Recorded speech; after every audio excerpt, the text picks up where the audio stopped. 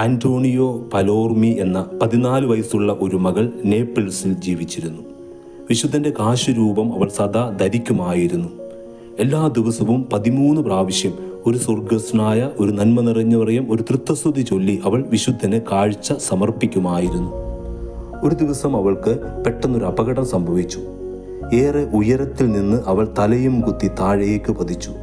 ഒരു കൂറ്റൻ കെട്ടിടത്തിൻ്റെ മുകളിൽ നിന്നാണ് അവൾ വീണത്. അവൾ ചെവിയിലൂടെ രക്തം വാർന്ന് അർദ്ധപ്രാണനായി നിലത്ത് കിടന്ന് പിടയുകയായിരുന്നു. മരണവുമായി മല്ലടിക്കുമ്പോൾ വിശുദ്ധ അന്തോണി അവൾക്ക് മുന്നിൽ പ്രത്യക്ഷനായി. അവളുടെ തലയിൽ തലയോടി വിശുദ്ധൻ പറഞ്ഞു, നിന്റെ വിശ്വാസം ദൃഢമാണ്, ഈശോ നിന്നെ രക്ഷിക്കട്ടെ.